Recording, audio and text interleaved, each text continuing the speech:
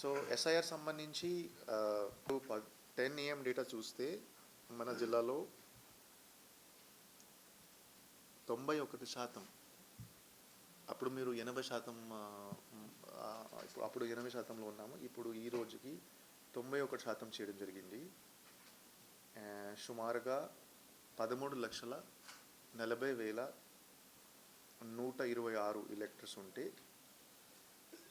13,40,126 voters ఉంటే 11,39,840 voters digitisation, ఈ process digitisation complete చేయడం జరిగింది. ఈ డిజిటైజేషన్ పర్సంటేజ్ 85%. అంటే 85% ఓటర్స్ ఇమీడియట్గా వచ్చేసారు. కానీ ఇంకా 5%, 80% ప్లస్ 5, ఇంకా 5%, సుమారుగా 69,000 ఓటర్స్ దొరకట్లేదు.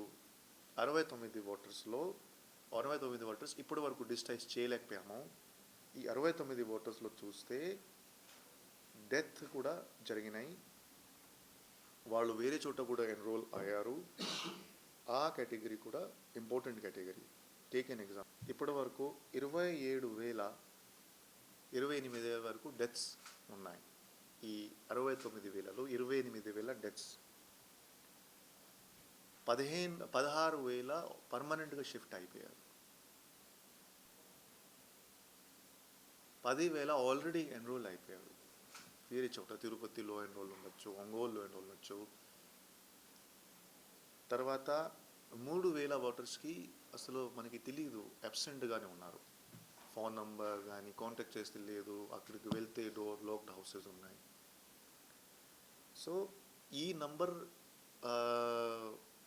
ప్రతిరోజు అప్డేట్ అవుతుంది. ఇంకొక మన దగ్గర 2 రోజులు ఉన్నాయి. నిన్న నేను చెప్పాము 1,00,000 వరకు దొరకపోవచ్చు.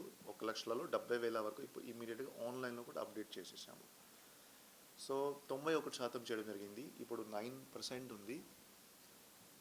ఈ 9% కూడా ఈరోజు రేపు అయిపోతుంది. నేను మళ్ళీ మీ ద్వారా ప్రతి ఒక్క ఎలక్టర్కి నేను రిక్వెస్ట్ చేస్తున్నాను, ఈ ఎస్ఐఆర్ ఫామ్ అంటే మీరు వస్తే, మీరు సంతకం పెడితే ఆర్ మీ ఫ్యామిలీ మెంబర్స్ సంతకం పెడితేనే డిజిటైజేషన్ అవుతుంది. సో మీరు ఖచ్చితంగా కొంచెం చూసుకోవాలి, బికాజ్ ఇప్పుడు 2 రోజులు మాత్రమే ఉన్నాయి. సో దయచేసి మీరు బిఎల్లో కాంటాక్ట్ చేసి ఈఏ ఫామ్ ఫిల్ చేసి మీరు ఈ విషయం గురించి గుర్తు చేస్తే మీ ఓట్ డ్రాఫ్ట్ లిస్ట్లో వస్తుంది, లేకపోతే మీ ఓట్ డ్రాఫ్ట్ లిస్ట్లో రాదు.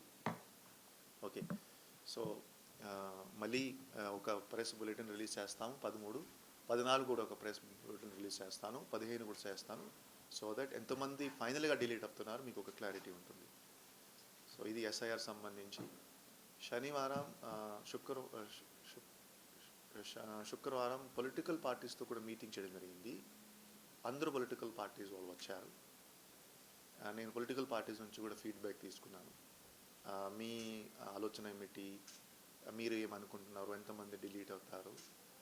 సో వాళ్ళు కూడా ఈ నెంబర్స్తో సాటిస్ఫై అవుతున్నారు.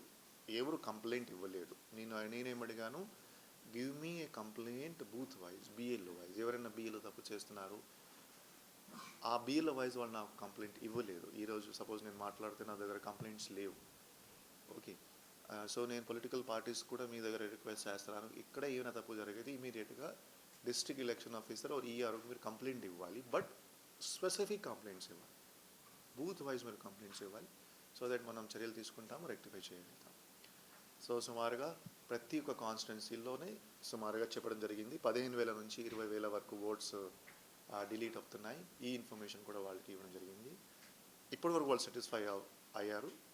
అండ్ నెక్స్ట్ 3 days తర్వాత కూడా ఇంకొక పొలిటికల్ పార్టీ మీటింగ్ ఉంటుంది.